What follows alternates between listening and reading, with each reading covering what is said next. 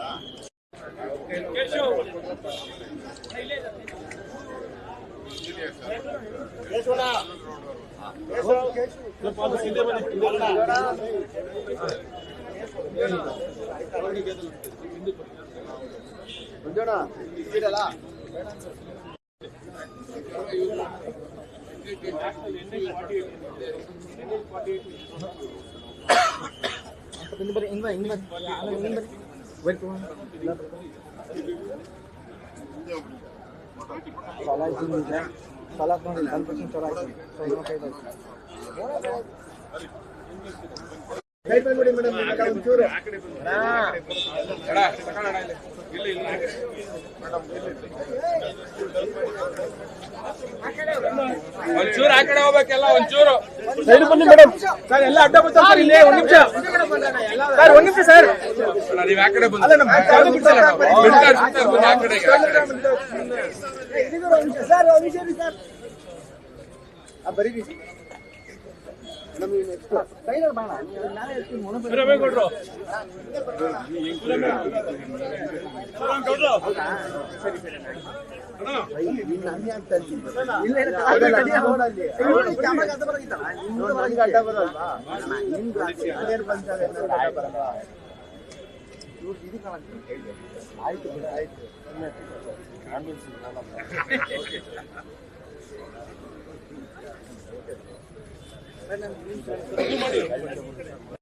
ಬರೀರಿ madam. Camera ಹಿಂದೆ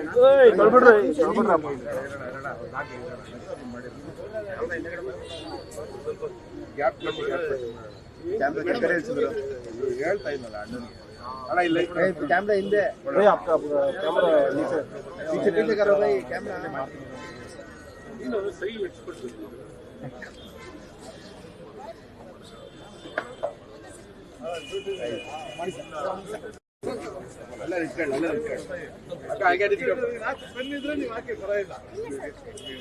ಶಿವರಾಮೇಗೌಡರು ನೋಡ್ದ ಅವಲ್ಲ ಬಾಣ. ನಮಸ್ಕಾರಮ್ಮ.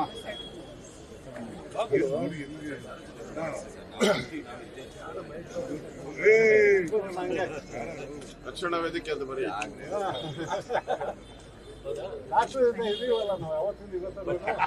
ರಕ್ಷಣಾ ವೇದಿಕೆ ಅಲ್ಲ ಬರಬೇಕು ಕೆಳಗಡೆ.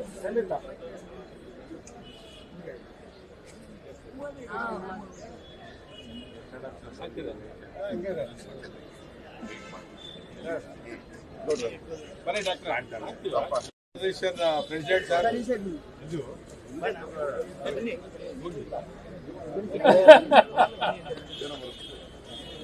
Y Narayana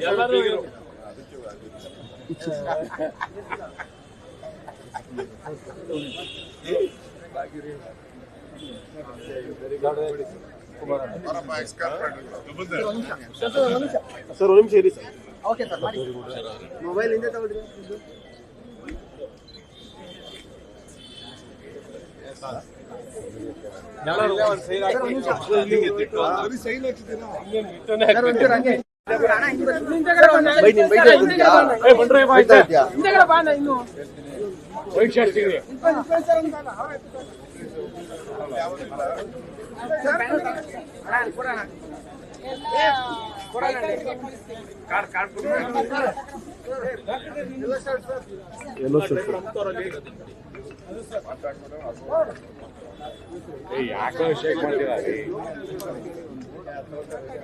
Vinayak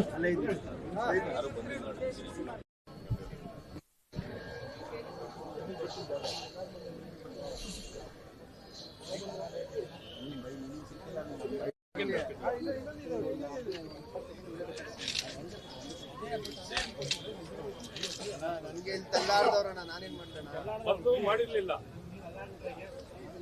second map ಅಲ್ಲಿ ತಗೊಂಡ್ಬಂದು ಸೆಕೆಂಡ್ ಇದರಲ್ಲಿ ರಿವೈಸ್ ಮಾಡಿ ಈ ಕಡೆ ತಂದ್ರು.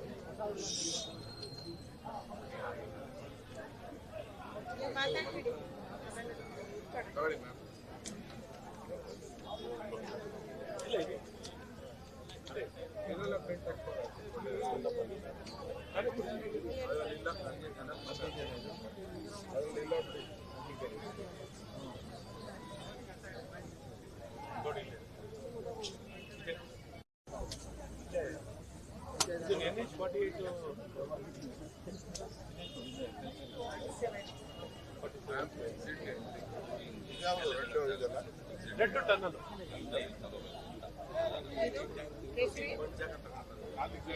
ಇದು 5 ಕಡೆ ಎಂಟ್ರಿ ಎಕ್ಸಿಟ್ ರ್ಯಾಂಪ್ ಕೊಡ್ತಾರೆ.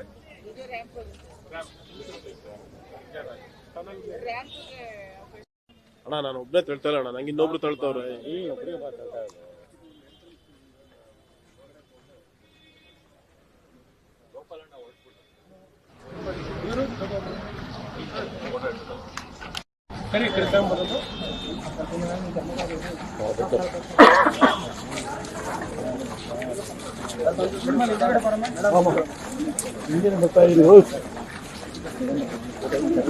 ಯಾರಿದ್ದಾರೆ ನಿಂದೆ? ಕಾಲ್ ಟಚ್ ಆದ್ರೆ ಚಂಪಿಸ್ಬಿಡೋಣ. ಕಾಲ್ ಟಚ್ ಆದ್ರೆ ಚಂಪ್. ಸರ್ ನೀವಾ?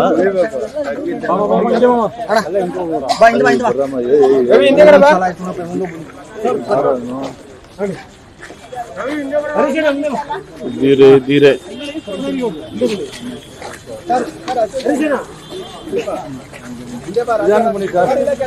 ಸರ್, ನಿಧಾನಕ್ಕೆ ಬನ್ನಿ ಸರ್. ಸರ್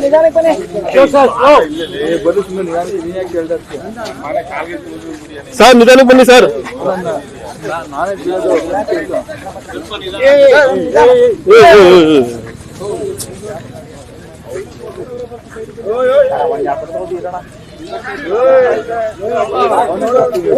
ಸರ್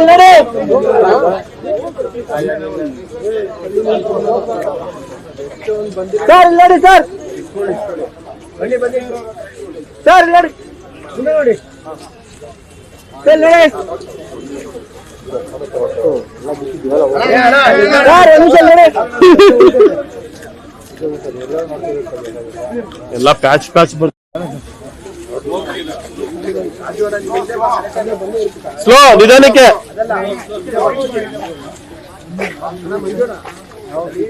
ಉಳಿಸಿ ಉಳಿಸಿ ಉಳಿಸಿ ಉಳಿಸಿ ಉಳಿಸಿ ಉಳಿಸಿ ಉಳಿಸಿ ಉಳಿಸಿ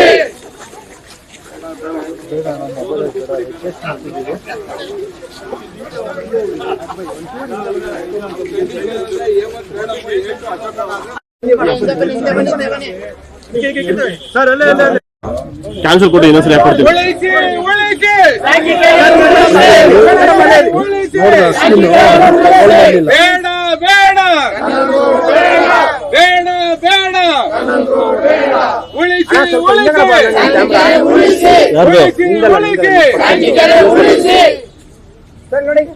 ಉಳಿಸಿ ನೀನೇನೇ ಹೇಳಿದ್ರು ಬರಲ್ಲ ಗುರು. ಯಾರು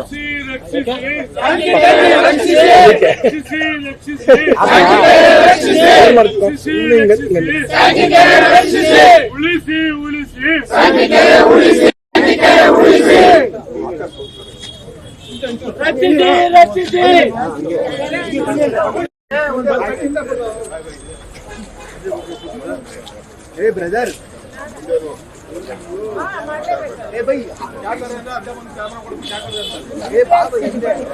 ಪೋಲ್ ಇದೆ.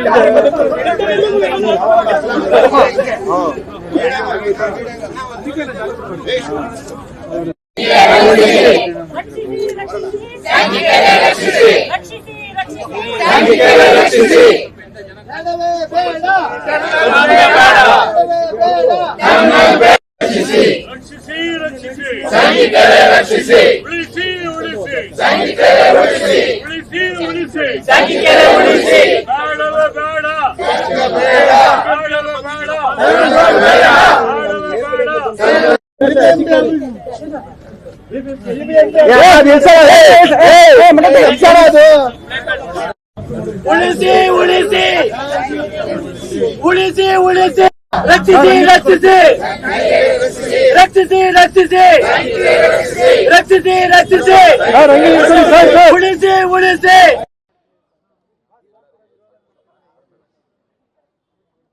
ಸುರಂಗ ರಸ್ತೆಯ ಪ್ರಾಜೆಕ್ಟ್ ಏನಿದೆ, ಆ ಪ್ರಾಜೆಕ್ಟಲ್ಲಿ ಈ ಸ್ಯಾಂಕಿ ಕೆರೆ ಪುರಾತನವಾದಂಥ ಕೆಂಪೇಗೌಡರ ಕಾಲದಲ್ಲಿ ನಿರ್ಮಾಣ ಆದಂಥ ಸ್ಯಾಂಕಿ ಕೆರೆ.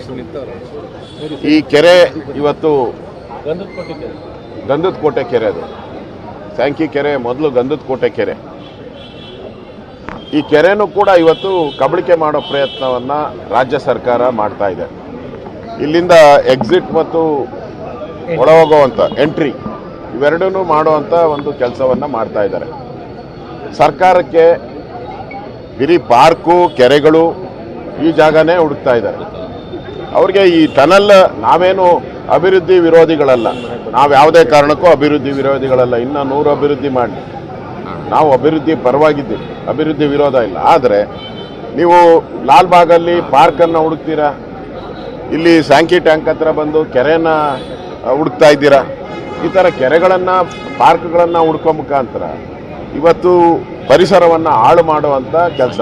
ನಿಮಗೆ ಟನಲ್ ಪ್ರಾಜೆಕ್ಟಿಂದ ಒಳ್ಳೆ ಕಮಿಷನ್ ಬರ್ತೈತೆ ಅಂತ ಹೇಳಿದ್ರೆ ಬೇರೆ ಇದನ್ನು ಹುಡ್ಕೊಳ್ಳಿ ನೀವು.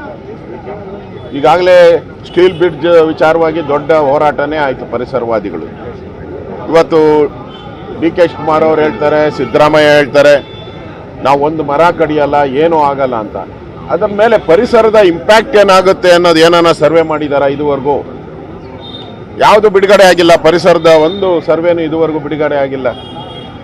ಇದರ ಫೀಸಿಬಿಲಿಟಿ ಏನಿದೆ, ಇದು ಮಾಡೋದ್ರಿಂದ ಬೆಂಗಳೂರಿನ ಟ್ರಾಫಿಕ್ಕು ಎಷ್ಟು % ಕಡಿಮೆ ಆಗುತ್ತೆ ಅದೇನ ಸರ್ವೆ ಮಾಡಿದಾರ? ಅದೂ ಇಲ್ಲ. ಪುರಾತತ್ವ ಇಲಾಖೆದು ಏನು ಪರ್ಮಿಷನ್ ತಗೊಬೇಕಾಯ್ತು, ಲಾಲ್ಬಾಗ್ ಇರ್ಬೋದು, ಇದೆಲ್ಲನೂ ಕೂಡ ತಗೊಂಡಿದಾರ? ಇಲ್ಲ. ಕೆಂಪೇಗೌಡನ್ನೇ ಹುಡುಕಿದ್ದಾರೆ ನೋಡಿ. ಅಲ್ಲೋದ್ರು ಕೆಂಪೇಗೌಡ, ಇಲ್ಲಿ ಬಂದ್ರು ಕೆಂಪೇಗೌಡರ ಒಂದು ಗೋಪುರ ಇದೆ. ಈ ಭಾಗಗಳಲ್ಲಿ ಇವತ್ತು ನೀವು ಟನಲ್ ರೋಡ್ ಮಾಡೋ ಅಂಥದ್ದು ಫಸ್ಟು ಇಲಾಖೆ ಮೆಟ್ರೋದಲ್ಲಿ ಪ್ರಯಾಣ ಮಾಡ್ತಾರೆ. ಈಗ ಅದಕ್ಕೆ ಒಳ್ಳೆ ರೆಸ್ಪಾಂಡ್ ಬಂದಿದೆ, ಜನರ ಅಭಿಪ್ರಾಯನೂ ಕೂಡ ಇದೆ. ಈಗ ನೀವು ಟನಲ್ ರೋಡನ್ನು ಮಾಡ್ತೀನಿ ಅಂತ ಹೇಳಿ ನೀವು ಒಂದು ಕಡೆ ಪರಿಸರನ ಹಾಳು ಮಾಡ್ತೀರಾ, ಎಲ್ಲೂ ಪರ್ಮಿಷನ್ ತೊಗೊಂಡಿಲ್ಲ. ನಿಮ್ಮ ಸರ್ಕಾರ ಇರೋದೇ 2 ವರ್ಷ, ಅದಾದಮೇಲೆ ಈ ಟನಲ್ ಮಿಷಿನ್ ಬರೋದು ಯಾವಾಗ, ಶುರು ಮಾಡೋದು ಯಾವಾಗ? ಇನ್ನು 3 ವರ್ಷ ಆಗ್ತದೆ ಶುರು ಮಾಡೋ ಅಷ್ಟೊತ್ತಿಗೆ. ಮತ್ತು ಇಲ್ಲಿ ಕ್ರಿಯೇಟ್ ಆಗುವಂಥ ಒಂದು ಕಲ್ಲು ಮಣ್ಣು ಎಲ್ಲ ಏನಿದೆ ಅದನ್ನ ಎಲ್ಲಿ ತಗೊಂಡು ಹೋಗಾಕ್ತೀರಾ? ಡಬ್ರೀಸು ಎಲ್ಲಿ ಮಾರಾಟ ಮಾಡ್ತೀರಾ? ಏನೂ ಇಲ್ಲ, ಪ್ರಾಜೆಕ್ಟೇ ಇಲ್ಲ. ನೀವು ಇಲ್ಲಿ ಬರೋಂಥ ಲಕ್ಷಾಂತರ ಕೋಟ್ಯಾಂತರ ಟನ್ ಏನು ಬರ್ತದೆ ಇದು ಗ್ರಾನೈಟು ಮಣ್ಣು, ಅದನ್ನೆಲ್ಲ ಎಲ್ಲಿಗೆ ತಗೊಂಡು ಹೋಗ್ತೀರಾ? ಹೇಗೆ ಮಾಡ್ತೀರಾ? ಏನು ಮಾಡಿದಾರೆ ಅದ್ರ ಪರವಾಗಿ? ಸುಮ್ಮನೆ ಟೆಂಡರ್ ಕರೆದ್ಬಿಟ್ಟು ಕಾಸು ಹೊಡೆಯುವಂಥ ಸ್ಕೀಮ್ ಬೇಡ. ಬೆಂಗಳೂರಿಗೆ ರಿಯಲ್ ಆಗಿ ಬೆಂಗಳೂರಿಗೆ ಉಪಯೋಗ ಆಗುವಂಥ ಸ್ಕೀಮ್ ತನ್ನಿ. ನಾವೆಲ್ಲರೂ ಪೂರ್ಣ ಮಟ್ಟದಲ್ಲಿ ಸ್ವಾಗತ ಮಾಡ್ತೀರಿ. ನಿಮ್ಗೇನು ಬೇಕಾಗಿದೋ ಸಹಕಾರ ಎಲ್ಲವನ್ನ ಕೊಡೋಕ್ಕೆ ನಾವು ಸಿದ್ಧ ಇದ್ದೀವಿ. ಆದರೆ ದುಡ್ಡು ಹೊಡೆಯೋ ಸ್ಕೀಮ್ಗೋಸ್ಕರ ನೀವು ಈ ಬಿಹಾರದ ಎಲೆಕ್ಷನ್ಗೆ ದುಡ್ಡು ಕಳಿಸ್ತೀರಿ, 400 ಕೋಟಿ ಕಳಿಸ್ತೀರಿ. ಡಿನ್ನರ್ ಮೀಟಿಂಗ್ ಮಾಡಿಬಿಟ್ಟು 400 ಕೋಟಿ ಕಳಿಸ್ತೀರಿ. ಗೋವಿಂದ ಆಗೋಯ್ತು ಬಿಹಾರ. ಇನ್ನು ನೆಕ್ಸ್ಟ್ ಯಾವುದು? ಮಡ್ರಾಸಿಗೆ ಕಳಿಸ್ಬೇಕು, ಚೆನ್ನೈಗೆ ಕಳಿಸ್ಬೇಕು. ಅದಕ್ಕೆ ಈ ಟನಲ್ ರೋಡ್ ಇಟ್ಕೊಂಡು ಚೆನ್ನೈಗೆ ಮಾಡಕ್ಕೆ ಹೋಗಿ ಅಲ್ಲೂ ಗೋವಿಂದ ಆಗೋದು ಬೇಡ. ಬೆಂಗಳೂರು ಜನ ದುಡ್ಡನ್ನ ಪೋಲ್ ಮಾಡೋಕ್ಕೆ ಇಷ್ಟಪಡಲ್ಲ. ನಾವು ಟ್ಯಾಕ್ಸ್ ಪೇಯರ್ಸು, ಈಗಾಗಲೇ ತೆರಿಗೆಗಳ ಭಾರದಿಂದ ಬೆಂಗಳೂರು ಜನ ಒಂಥರ ಸಾವು ನೋವಿನ ಜೊತೆ ಬದುಕ್ತಾ ಇದ್ದೀರಿ.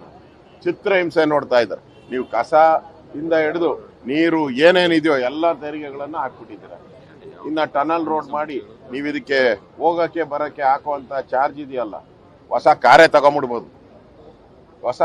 ತಗೊಂಬಿಡ್ಬೋದು. ಅಷ್ಟು ದುಡ್ಡು ಆಗ್ತದೆ. 20,000 ರೂಪಾಯಿ ಕಟ್ಟಬೇಕಾಗ್ತದೆ ಪ್ರತಿ ತಿಂಗಳು. ನೀವು 20,000 ರೂಪಾಯಿ ದುಡ್ಡು ಕಟ್ಟಬೇಕಾಗ್ತದೆ. ನೀವು 400 ರೂಪಾಯಿ ತಗೊಂಡ್ರೆ 20,000 ರೂಪಾಯಿ ಆಗ್ತದೆ. ಯಾರು ಕಟ್ತಾರೆ? ಅದರಿಂದ ಈ ಟನಲ್ ರೋಡ್ ಮಾಡಕ್ ಮುಂಚೆ ಸರ್ಕಾರ ಎಡುವುದು ಬೇಡ. ಯಾವುದೇ ಇದು ದೊಡ್ಡ ಪ್ರಾಜೆಕ್ಟ್ ಹೇಳಿದ್ದೀರಾ? ಯಾಕೆ ಅಂದ್ರೆ ಎತ್ತಿನಹೊಳೆ ನಾವು ನೋಡ್ತಾ ಇದ್ದೀರಿ, ನಮ್ಮ ಕಣ್ಣೆದುರುಗಡೆ ಎತ್ತಿನಹೊಳೆ ಏನಾಯ್ತು ಸರ್? ವಿಧಾನಸೌಧದಿಂದ ಎತ್ತಿನಹೊಳೆ ಮುಗಿದೋಯ್ತು. 3 ವರ್ಷಕ್ಕೆ ಹೋಗಿದ್ದು 30 ವರ್ಷ ಆದ್ರೂ ಆಗೋ ಸ್ಥಿತಿಯಲ್ಲಿಲ್ಲ.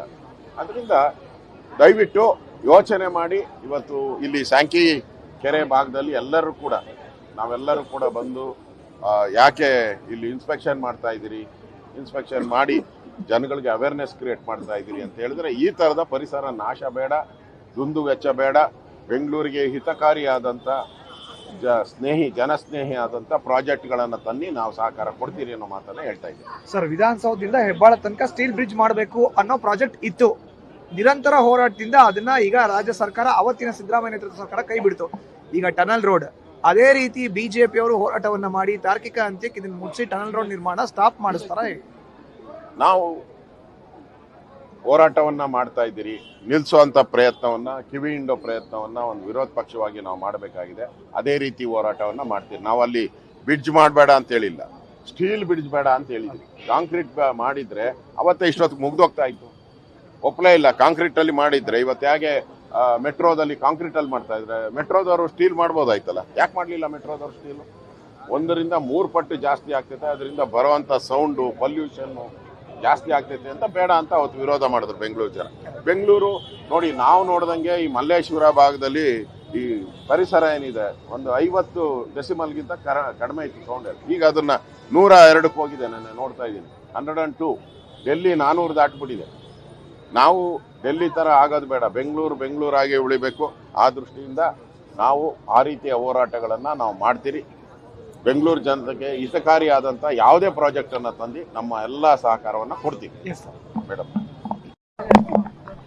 4 ತೊಂದರೆ ಆಗಿದ್ದು, ಸೈಂಟಿಫಿಕ್ ತೊಂದರೆ ಆಗಿದೆ. ಅದ್ರ ಜೊತೆಗೆ ಅಂತರ್ಜಲ ಮೂಲಗಳು ಕೂಡ ಬಚ್ಚೋಗ ಆತಂಕನೇ ಈಗಾಗಲೇ ತಜ್ಞರು ಹೊರಗಿದ್ದಾರೆ. ಭಾರತೀಯ ಜನತಾ ಪಾರ್ಟಿ ನಾವು ಬಹಳ ಸ್ಪಷ್ಟ ಇದ್ದೀವಿ. ಯಾವ DPR ಅನ್ನ ರಾಜ್ಯ ಸರ್ಕಾರ ಮಾಡಿದೆ, ಆ DPR ಅವೈಜ್ಞಾನಿಕ ಇದೆ. ಬೆಂಗಳೂರಿಗೆ ಬೇಕಾದಂತ, ಬೆಂಗಳೂರಿಗೆ ಸರಿದೂಗುವಂತ DPR ಅನ್ನ ಅವ್ರು ಮಾಡಬೇಕು. ಇಲ್ಲಿ ಪರಿಸರವೇ ನಮ್ಗೆ ಮುಖ್ಯ. ಬೆಂಗಳೂರನ್ನ ಏನಂತ ಕರೀತಾರೆ? ಬೆಂಗಳೂರನ್ನ ಉದ್ಯಾನವನ ಅಂತ ಕರೀತಾರೆ.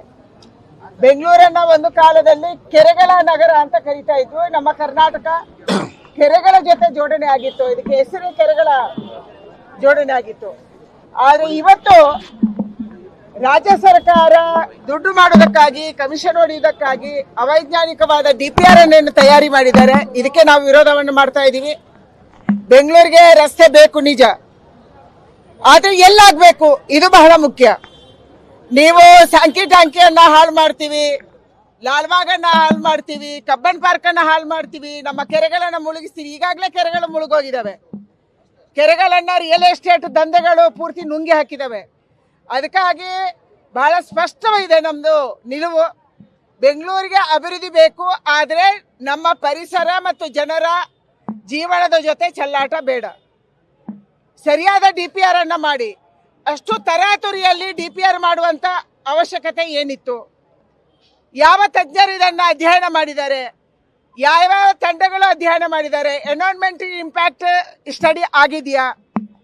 ಕಲ್ಚರಲ್ ಇಂಪ್ಯಾಕ್ಟ್ ಸ್ಟಡಿ ಆಗಿದೆಯಾ? ಪೊಲ್ಯೂಷನ್ ಬಗ್ಗೆ ಸ್ಟಡಿ ಆಗಿದೆಯಾ? ಇದು ಯಾವುದನ್ನು ಮಾಡದೆ ಕೂಡ ನೀವು ತರಾತುರಿಯಲ್ಲಿ ಟೆಂಡರ್ ಕರೆಯಕ್ಕೆ ಹೊರಟಿದ್ದೀರಿ. ಅದಕ್ಕಾಗಿ ನಮ್ಮ ವಿರೋಧ ಇದೆ. ಇದನ್ನ ಸರಿ ಮಾಡಬೇಕು. ಹೊಸದಾಗಿ DPR ಕರಿಬೇಕು, ಹೊಸದಾಗಿ ಅಧ್ಯಯನ ಆಗಬೇಕು, ತಜ್ಞರು ಬರಬೇಕು. ನ್ಯಾಷನಲ್ ಇಂಟರ್ನ್ಯಾಷನಲ್ ಯಾವ ತಜ್ಞರನ್ನು ಬೇಕಾದ್ರೆ ಕರೀರಿ, ನಮ್ಮ ಬೆಂಗಳೂರನ್ನು ಉಳಿಸುವಂತ ಕೆಲಸ ಆಗಬೇಕು. ಇದಕ್ಕಾಗಿ ನಾವು ಹೋರಾಟ ಮಾಡ್ತೀವಿ. ಆದರೆ ಸಾಂಕಿ ಟಾಂಕಿಯನ್ನ ಯಾರೂ ಮುಟ್ಟಬಾರ್ದು. ಇಲ್ಲೇನು ನೀವು ರ್ಯಾಂಪ್ ಮಾಡಬೇಕು ಅಂತಿದ್ದೀರಿ, ಇದನ್ನು ಜೋಡಿಸಬೇಕು ಅಂತಿದ್ದೀರಿ, ಲಾಲ್ಬಾಗನ್ನು ಮುಳುಗಿಸ್ಬೇಕು ಅಂತಿದ್ದೀರಿ. ಇದಕ್ಕೆ ನಾವು ಬಿಡುವುದಿಲ್ಲ. ಇದಕ್ಕೆ ಹೊಸದಾದ DPR ಅನ್ನು ತಯಾರಿ ಮಾಡಬೇಕನ್ನುವಂಥ ಆಗ್ರಹವನ್ನು ನಾನು ಮಾಡ್ತಾ ಇದ್ದೀನಿ. ಟನಲ್ಗೆ ಸಾಕಷ್ಟು ವಿರೋಧ ವ್ಯಕ್ತ ಆಗ್ತಾ ಇದೆ. ಮೊದಲಿಂದ ಕೂಡ ವಿಪಕ್ಷ ನಾಯಕರೆಲ್ಲ ವಿರೋಧ ಮಾಡ್ತಾರೆ. ಆದ್ರೂ DK ಶಿವಕುಮಾರ್ ಬಿದ್ದು ಈಗ ಪೂಜೆ ಮಾಡೋದಕ್ಕೂ ಕೂಡ ಪ್ಲಾನ್ ಮಾಡ್ಕೋತಾ ಇದ್ದಾರೆ ಫೆಬ್ರವರಿಗೆ. ನೋಡಿ,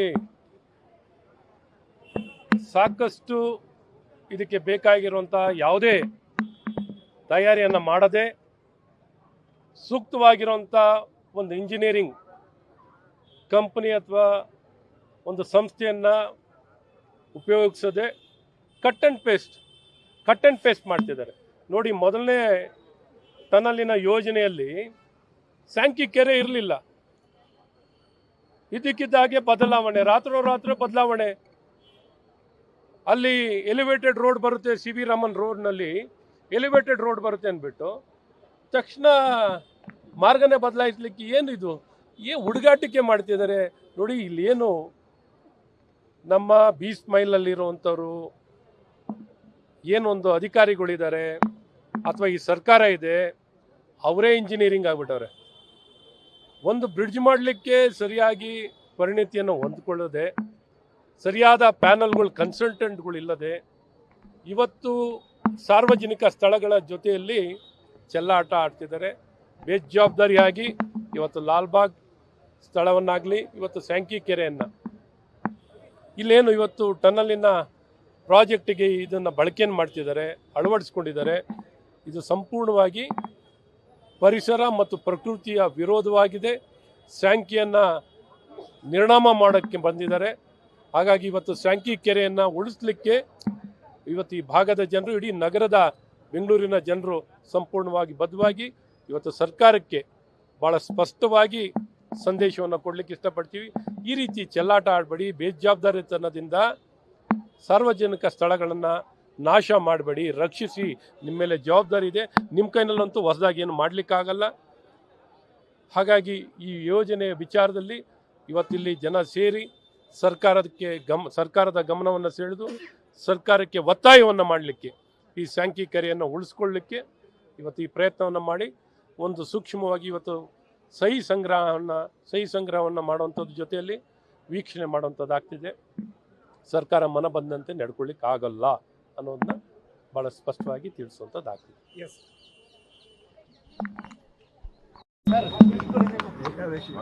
ಬಿಹಾರ ಚುನಾವಣೆಯಲ್ಲಿ ಬಿಹಾರದ ಜನ ಕಾಂಗ್ರೆಸ್ಸಿಗೆ ಮತ್ತು RJDಗೆ ಕಪಾಳಕ್ಕೆ ಹೊಡೆದಿದ್ದಾರೆ. ಇದಕ್ಕೆ ಕಾರಣ ಅವರ ಸುಳ್ಳು ಆರೋಪಗಳು. ಕಳೆದ ಪಾರ್ಲಿಮೆಂಟ್ ಅಧಿವೇಶನದಲ್ಲಿ SIR ಅನ್ನು ಹಿಡ್ಕೊಂಡು ಒಂದೇ ಒಂದು ದಿನ ಅಧಿವೇಶನ ನಡೆಯೋಕ್ಕೆ ಬಿಡಲಿಲ್ಲ. ಚುನಾವಣಾ ಆಯೋಗ ಬಹಳ ಸ್ಪಷ್ಟವಾಗಿ ಕೇಳಿತ್ತು, SIRಗೆ ನಿಮ್ಮ ವಿರೋಧ ಯಾರ್ದಿದೆ ಇದನ್ನ ಬರವಣಿಗೆಯಲ್ಲಿ ಕೊಡಿ. ಪ್ರತಿಯೊಬ್ಬ ಬೂತ್ಗಳಲ್ಲಿ BLAಗಳಿದ್ದಾರೆ, ಅವರು ಪ್ರತಿ ಪಕ್ಷಕ್ಕೂ ಇದ್ದಾರೆ, ಯಾವುದೋ ಒಂದು ಪಕ್ಷಕ್ಕಲ್ಲ. ಅವರು ದೂರನ್ನ ದಾಖಲು ಮಾಡಲಿ ಇದನ್ನ ಹೇಳಿತ್ತು.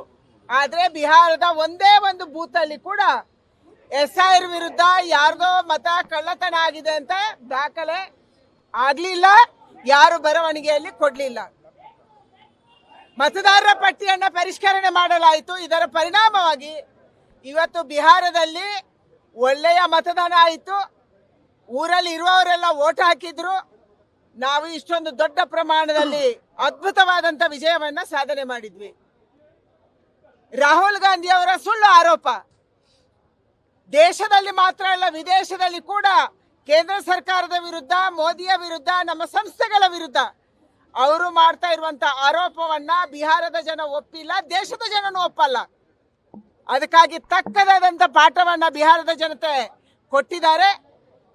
ಇವತ್ತು ಯಾವ ಓಟು ಚೋರಿ ಬಗ್ಗೆ ಸಿದ್ದರಾಮಯ್ಯ ಮಾತಾಡ್ತಾರೆ, ನಾನು ಸಿದ್ದರಾಮಯ್ಯನವರಿಗೆ ಕೇಳಕ್ ಇಚ್ಛೆ ಪಡ್ತೀನಿ, 135 ಸೀಟ್ ನೀವು ಹೇಗೆ ಗೆದ್ರಿ? ನೀವು ಗೆದ್ದಾಗ ಓಟು ಚೋರಿ ಇಲ್ಲ, ತೆಲಂಗಾಣ ಗೆದ್ದಾಗ ಓಟು ಚೋರಿ ಇಲ್ಲ, ನಾವು ಗೆದ್ದಾಗ ಓಟು ಚೋರಿ. ಏನು ರಾಜಕಾರಣ ಇದು? ರಾಜಕಾರಣವನ್ನ ರಾಜಕಾರಣವಾಗಿ ಎದುರಿಸಿ ಓಡೋಗ್ಬೇಡಿ. ರಾಹುಲ್ ಗಾಂಧಿ ಅವ್ರದ್ದು, ನಿಮ್ ಪಾರ್ಟಿದು ಯಾವಾಗ್ಲೂ ಕೂಡ hit and run case. Hit ಮಾಡೋದು, ಓಡೋಗೋದು, ಉತ್ತರ ಕೊಡಕ್ಕೆ ಬರಲ್ಲ. ರಾಜ್ಯ ಬಿಜೆಪಿ ಮೇಲೆ ಏನು ಎಫೆಕ್ಟ್ ಆಗುತ್ತೆ ಈ ಫಲಿತಾಂಶ? ನನ್ಗೆ ಮತ್ತಷ್ಟು ಪಾರ್ಟಿಯನ್ನು ಕಟ್ಟೋದಕ್ಕೆ ಶಕ್ತಿ ಬರುತ್ತೆ. ನಮ್ಮ ಕಾರ್ಯಕರ್ತರಿಗೆ ಉತ್ಸಾಹ ಬಂದಿದೆ. ನಿನ್ನೆ ಎಲ್ಲರೂ ಕೂಡ ಈ ಒಂದು ವಿಜಯೋತ್ಸವವನ್ನು ಆಚರಣೆ ಮಾಡಿದ್ದಾರೆ. ಮತ್ತೊಂದ್ಸಾರಿ ಭಾರತೀಯ ಜನತಾ ಪಾರ್ಟಿ ಕರ್ನಾಟಕದಲ್ಲಿ ಗೆದ್ದು ಬರಬೇಕು. ಅದಕ್ಕಾಗಿ ನಾವು ತಳಮಟ್ಟದಲ್ಲಿ ತಯಾರಿ ಮಾಡೋದಕ್ಕೆ ನಮ್ಮ ಕಾರ್ಯಕರ್ತರಿಗೆ ಉತ್ಸಾಹ ತಂದಿದೆ. ನಾಯಕತ್ವದ ಸವಾಲು ತುಂಬಾ ಇದೆ. ನೀನು ಕೇಳು ಬಾ. ಏಕಾದಶಿ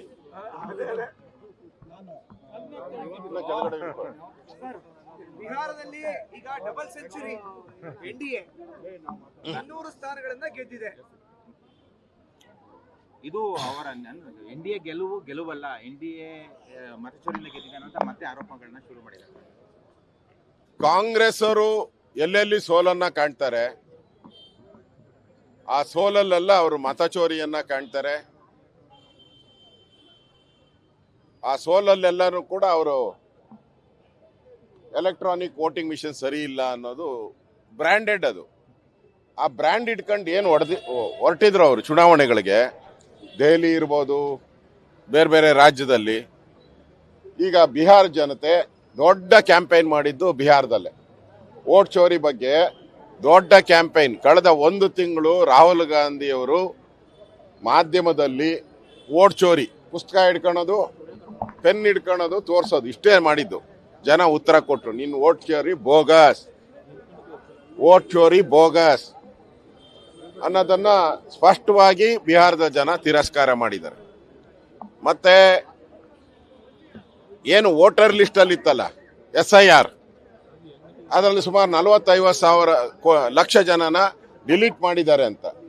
ಹೌದು, ಯಾರ್ಯಾರ್ದು ಡಬಲ್ ಹೆಸರಿತ್ತು, ಯಾರ್ಯಾರು ಸತ್ತೋಗಿದ್ದಾರೆ, ಯಾರ್ಯಾರು ಪಾಕಿಸ್ತಾನದವ್ರು ಬಂದಿದ್ದಾರೆ, ಯಾರ್ಯಾರು ಬಾಂಗ್ಲಾದೇಶದವ್ರು ಅವರೆಲ್ಲರದು ಡಿಲೀಟ್ ಆಗಿದೆ. ಇದರಲ್ಲಿ ತಪ್ಪೇನು? ನಿಮ್ ಪ್ರಾಬ್ಲಮ್ ಇದ್ರೆ ನಿಮ್ಮ ಏಜೆಂಟು, ಚುನಾವಣಾ ಏಜೆಂಟು ಅವತ್ತೇ ಯಾರಾದರೂ ಹೆಸರು ಡಿಲೀಟ್ ಮಾಡಬೇಕು ಅಂತ ಬಂದಾಗ ನೀವು ಕಂಪ್ಲೇಂಟ್ ಆರಾಮ್ಸೆ ಕೊಡ್ಬೋದಾಯ್ತು, ಅಬ್ಜೆಕ್ಷನ್ ಮಾಡ್ಬೋದಾಯ್ತು. ಏನು ಮಾಡಿಲ್ಲ. ಈಗ SIR ಸರಿ ಇಲ್ಲ, ವೋಟ್ ಚೋರಿ ಆಗಿದೆ, ಎಲೆಕ್ಟ್ರಾನಿಕ್ ಮಿಷಿನ್ನೇ ಸರಿ ಇಲ್ಲ ಅಂತ ಹೇಳಿದ್ರೆ ಸೋತ್ ಮೇಲೆ ಹೇಳೋದ್ರ ಬದಲು ಮುಂಚೆನೆ ಶುರು ಮಾಡ್ಕೊಳ್ಳಿ. ಇನ್ಮೇಲೆ ಸೋತ್ ಮೇಲೆ ಈ ಡೈಲಾಗ್ ಹೊಡೆದ್ರೆ ನಿಮ್ಮನ್ನ ಯಾರು ನಂಬಲ್ಲ. ಮಕಾಡೆ ಮಲಗ್ಬಿಟ್ಟಿದ್ದೀರಾ. ಬಿಹಾರ್ ಎಲೆಕ್ಷನ್ ಆದ್ಮೇಲೆ ದೇಶದಲ್ಲಿ ಕಾಂಗ್ರೆಸ್ ಮಕಾಡೆ ಮಲಗ್ಬಿಟ್ಟಿದೆ. ಇನ್ನೇನು ಅವ್ರಿಗೆ ಉಳಿದಿಲ್ಲ. ಇನ್ನಿರೋದು 2 ವರ್ಷ ಕರ್ನಾಟಕದಲ್ಲಿ. ಅಷ್ಟರಲ್ಲಿ ಏನು ಕೌರ್ಗಂಬೇಕು ಎಲ್ಲ ಕೌರ್ಗಂಬಿಡ್ರಿ. ಅದಾದ್ಮೇಲೆ ದೇಶದಲ್ಲಿ ನಿಮ್ಗೆಲ್ಲೂ ಕೌರಕ್ಕೆ, ನುಂಗಕ್ಕೆ, ಲೂಟಿ ಮಾಡಕ್ಕೆ ಕಾಂಗ್ರೆಸ್ ಅವ್ರಿಗೆ ಎಲ್ಲೂ ಅವಕಾಶ ಸಿಗಲ್ಲ. ಲೂಟಿ ಹೊಡಿಯಕ್ಕೆ ಏನಾಯ್ತೋ ಮಾಡಿಬಿಡಿ. ಇದು ಬಿಹಾರದ ಜನತೆ ಕೊಟ್ಟಂತ ತೀರ್ಪು. ಬಿಹಾರದ ಜನತೆ ಕೊಟ್ಟಂತ ತೀರ್ಪಿಗೆ ನೀವು ವೋಟ್ ಚೋರಿ ಅನ್ನೋ ಹೆಸರೇಳಿ ಅವಮಾನ ಮಾಡ್ತಾ ಇದ್ದೀರಾ. ಇಡೀ ಬಿಹಾರ ಜನತೆಗೆ ಅವಮಾನ ಮಾಡ್ತಾ ಇದ್ದೀರಾ. ಯಾರ್ಯಾರು ವೋಟ್ ಹಾಕಿದಾರೋ ಆ ಬಿಹಾರದ ಜನತೆಗೆ ಅಪಮಾನ ಮಾಡ್ತೀರಾ. ಆ ಬಿಹಾರದ ಜನತೆಯ ಮುಂದೆ ಇವರು ಕಾಂಗ್ರೆಸ್ ಪಾರ್ಟಿ ಕ್ಷಮಾಪಣೆ ಕೇಳಬೇಕು ಅಂತ ಆಗ್ರಹವನ್ನ ಮಾಡ್ತಾ ಇದ್ದೀನಿ. ಕ್ಷಮಾಪಣೆ ಕೇಳಬೇಕು. ಯಾಕೆ ಕರ್ನಾಟಕದಲ್ಲಿ ಆದಾಗ ಜೋರಾಗಿ ಮಾತಾಡಿದ್ರಿ, ತೆಲಂಗಾಣದಲ್ಲಿ ಗೆದ್ದಾಗ ಕಾಂಗ್ರೆಸ್ಸು ಏನು ಭಾಳ ಸಂತೋಷ, ಪಾರ್ಟಿ ಎಲ್ಲ ಸೆಲೆಬ್ರೇಟ್ ಮಾಡಿದ್ರಿ.